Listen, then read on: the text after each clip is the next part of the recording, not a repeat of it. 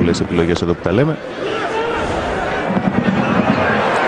Εδώ ο Λουαλούα, ευκαιρία για τον Ολυμπιακό στο 4ο λεπτό, δεν το χάνει ο Κογκολέζος. Το πρώτο γκολ μας είχαν λείψει, η αλήθεια είναι, οι τούμπες του θεαματικού αυτού ποδοσφαιριστή. Καταφέρνει λοιπόν να ανοίξει το σκορ στο 4ο λεπτό. Ο απόλυτος ευνηδιασμός για τους ερυθρόλευκους. Βασίστηκαν εδώ στην ταχύτητα του Αφρικανού, ο οποίος, δείτε, αφού επωφελήθηκε από το λάθος της άμυνας του Λαζαρίδη, ξεχύθηκε μπροστά και με άψογο πλασέ νικά τον Αναστασόπουλο για να δώσει προβάδισμα στους ερυθρόλευκους με τη συμπλήρωση 4 λεπτών αγώνα.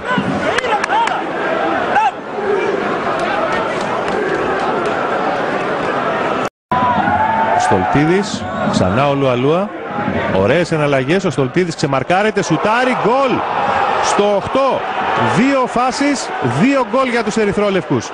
Και ο Στολτίδης γίνεται ο 13ος ποδοσφαιριστής του Ολυμπιακού που σκοράρει στη Super League. Έχει βάλει και ένα γκολ πολύ σημαντικό στο Champions League, αλλά αυτό ενδεχομένως αποδειχθεί εξίσου καθοριστικό για την έκβαση της αναμέτρησης. Πολύ ωραίο σουτ, σιρτό, δυνατό, είχε το χώρο παραδόξως να ελιχθεί, να σουτάρει. Ήταν πάρα πολύ δύσκολο ο Αναστασόπουλος εκεί να κάνει οτιδήποτε. Και εδώ φυσικά για μία ακόμη φορά φάνηκαν τα προβλήματα. Πάρα πολύ ωραία τον Τσέζαρεκ. Αυτός κόβει την μπάλα. Είναι ευκαιρία για τον Αστέρα να γίνει το 1-2. Και αυτό συμβαίνει στο 33. Ξαναμπαίνει στο μάτς με τον Έντερ.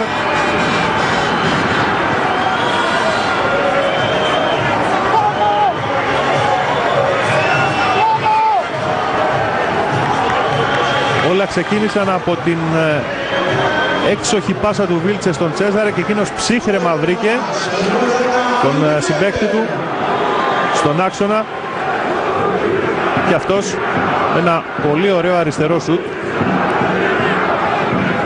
έβγαλε εκτός θέσης τον Αντώνη Νικοπολίδη και μειώνει για τον Αστέρα Τρίπολη στο 33 σε 2-1. Εδώ ο Κογκολέζος περνάει 2, ξανακάνει σλάλομ, πασάρει για τον Τάτολο. Λουαλούα, το πλασέ, καταπληκτικό γκολ.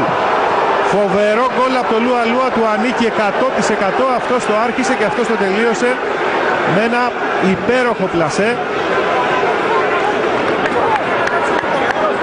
Ένα γκολ σπάνιας ομορφιάς. Ο Λουαλούα που βρίσκεται στην βραδιά του, είναι αλήθεια αυτό, φαίνεται μέσα στον αγωνιστικό χώρο και είναι σημαντική η συνεισφορά του σε όλους τους τομείς. Δείτε εδώ, αφήνει ο Ντάτολο την μπάλα, καταπληκτικό πλασέ από τον Λουαλούα που ήρθε με φόρα και νικά στέλνοντας την μπάλα στο γάμα της εστίας στον Αναστασόπουλο. Όσο και αν ο άνθρωπος οριζοντιώθηκε, δεν μπόρεσε καν να την αγγίξει.